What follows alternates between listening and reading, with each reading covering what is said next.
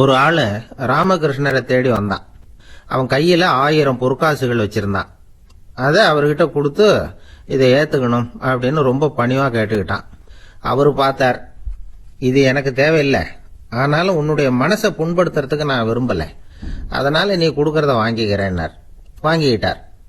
அப்புறம் கேட்டார், இதை பாரு, இனிமே இதெல்லாம் என்னுடைய இதுதானே அப்படின்னார்.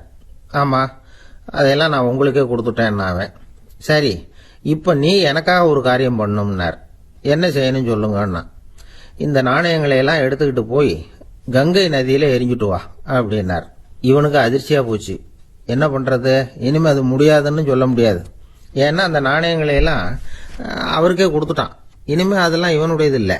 பேசாம அவ்வளவே அள்ளிக்கிட்டு ஆத்தங்கரைக்கு போனான். போனவன் ரொம்ப நேரம் திரும்பியே வரல.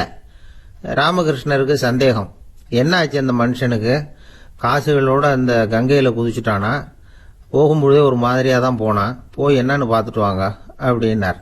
அங்க இருந்த ஒருத்தர் ஓடி போய் பார்த்தார். அவர் போய் பார்க்கும் பொழுது அவன் அங்கே இருந்தான். அதுக்கப்புறம் அவர் திரும்பி வந்தார். வந்து விவரத்தை சொன்னார். அதாவது அவன் கங்கை கரையில உட்காந்துக்கிட்டு ஒவ்வொரு நாணயமா 1 2ன்னு எண்ணி எண்ணி வீசிக்கிட்டு இருக்கிறான். அவனை சுத்தி ஒரு கும்பல் நின்றுகிட்டு அவனை தடுத்துக்கிட்டு இருக்குது அப்படின்னு விவரத்தை சொன்னார் போயிட்டு வந்தவர். இதை கேட்டதும் ராமகிருஷ்ணரே புறப்பட்டு அங்க போனாராம்.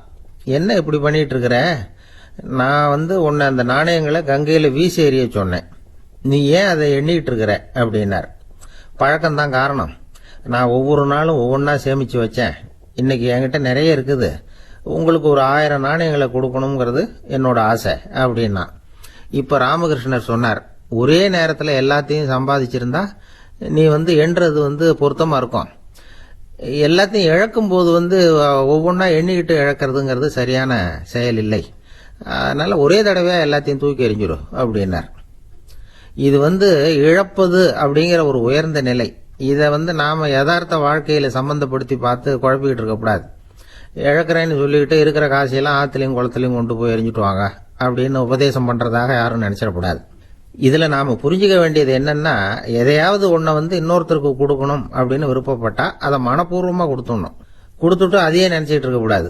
நம்மால ஒருத்தர் ஒரு 100 ரூபாய் நோட்டை தன்னுடைய நண்பர் ஒருத்தர்கிட்ட கொடுத்து, இது உனக்கு தான் வச்சுக்கோ அப்படின்னார். அவரு பார்த்தார், இது இனிமே எனக்கு தானே சொந்தம் அப்படின்னார். ஆமான்னார் அவர். அப்படின்னா எனக்காக நீ ஒரு உதவி செய்யணும்னார். சொல்லுங்க செய்யறேன்னார் அவர். இந்த 100 ரூபாய் நோட்டை தீ வச்சு கொளுத்தி விடுனார். இவர் அதிர்ச்சியாகி அவரை பார்த்தார். இப்ப அவரு சொன்னார், நீ எனக்கு அன்பா கொடுத்தது இது, இந்த நோட்டு கள்ள நோட்டுங்கிறது எனக்கு முன்னாடியே தெரியும், சீக்கிரம் கொளுத்தி விடு, அதுதான் நம்ம 2 பேருக்குமே நல்லது அப்படின்னாராம் அவர்.